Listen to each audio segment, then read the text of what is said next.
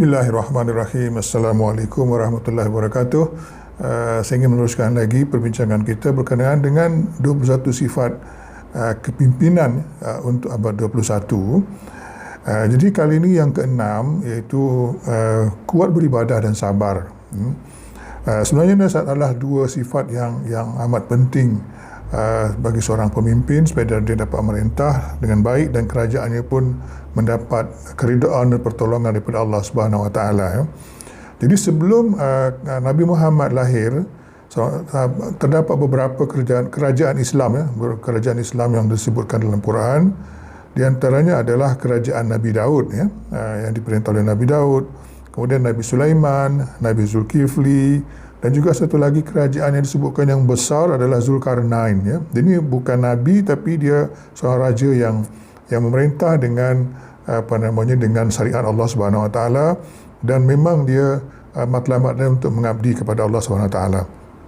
Jadi ada lagi beberapa kerajaan, tapi kita tak tahulah kewujudannya sebab tak disebutkan dalam Quran, dan dalam sejarah pun tak disebutkan bahawa dia banyak kerajaan, tapi tak disebutkan bahawa dia ini adalah memang mentaati Allah atau tidak.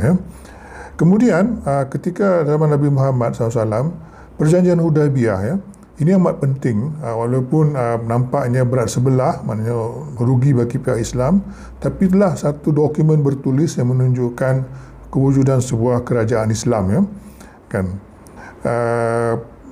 Ini selepas Rasulullah berhijrah, kan.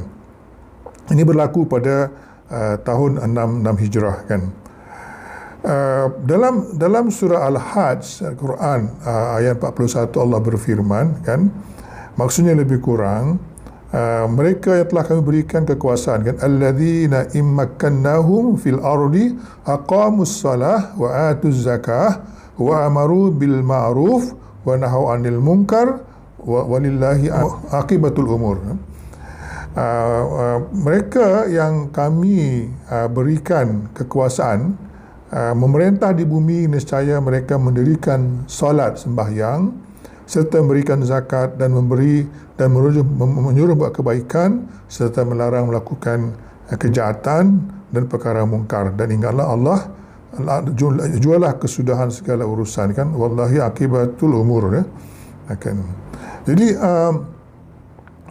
itulah bagaimana Allah menyebutkan, Allah beri kekuasaan kepada orang-orang yang seperti inilah, Jadi pemimpin-pemimpin negara-negara yang besar ini perlulah, kalau tidak dia akan membuat kerosakan yang banyak. Abu Ubaidah bin Jarrah, dia ini menggantikan Khalid bin Khalid dalam peperangan melawan Rom dengan Byzantium, kan. Jadi masa tentera Islam telah menawan Syria dan Palestin, dia lah jadi merintah, kan, dia jadi governor lah, memerintah, jadi wakil Umar bin Khattab masa itu khalifah, kan. Jadi ketika Umar bin Khattab nak menandatangani perjanjian penyerahan Palestin oleh bishop kat situ, singgah ke rumah dia. Jadi kelazimannya orang-orang Syria, orang-orang Rom ni yang memimpin tu biasa pakai baju cantik-cantik, rumahnya pun besar-besar, hebat-hebat lah, kan. Tetapi si Abu Ubaidah bin Jarrah ni, rumahnya tak ada apa-apa, kan. Rumah tak ada apa-apa, tak ada perabot kecuali pelana kuda dan juga senjata-senjata perang, kan. Jadi Umar tanyalah dia, kan, kenapa kamu macam ni? Orang lain semua macam ni, kan. Dahlah pemimpin yang sebelum tu macam tu, dan orang Islam yang lain pun ramai yang bila dia dapat rata rampasan perang, mereka dapat rumah-rumah yang bagus-bagus.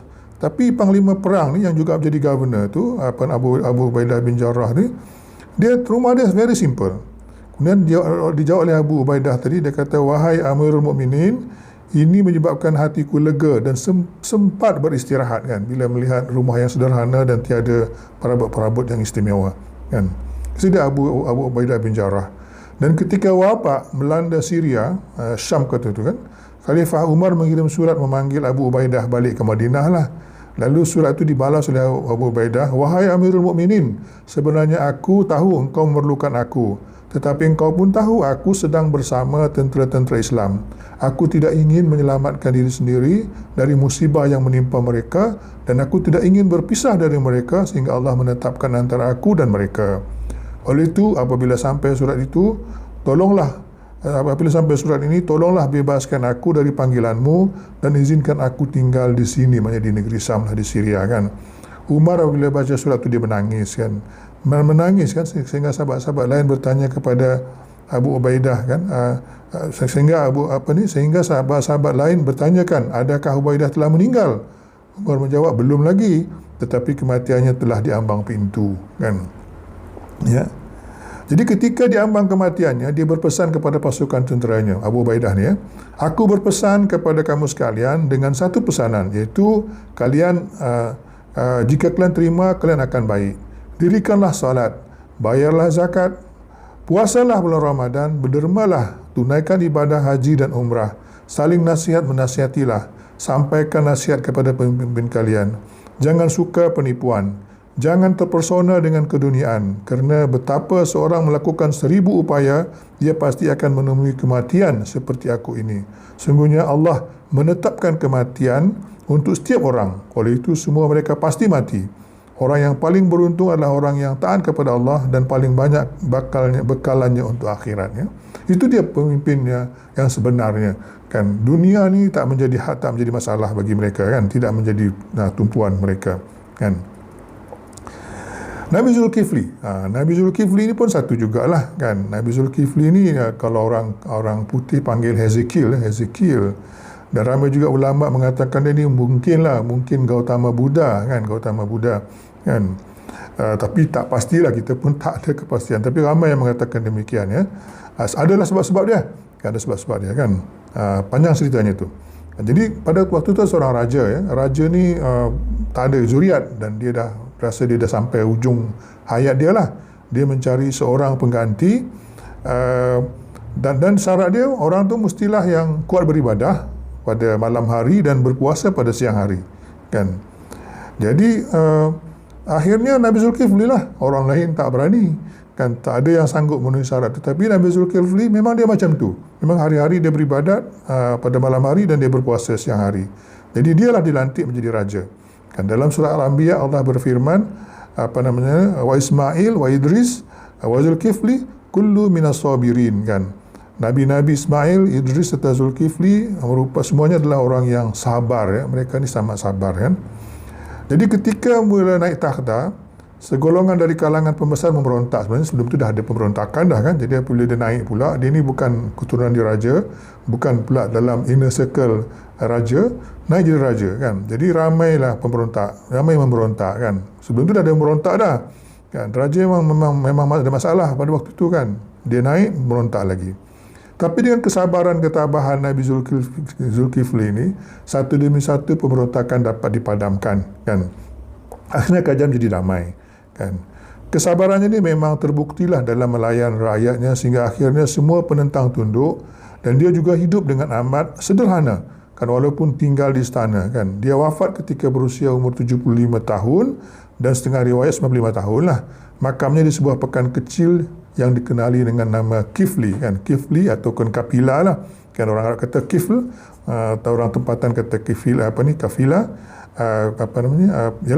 Kapila, lebih kurang 130 km daripada Baghdad ya. Makam ni diziarahi oleh bukan saja orang-orang Islam tetapi juga orang Yahudi dan juga orang Kristian kan.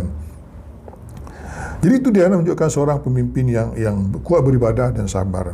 Kita lihat pula bagaimana Rasulullah sallallahu alaihi wasallam ya.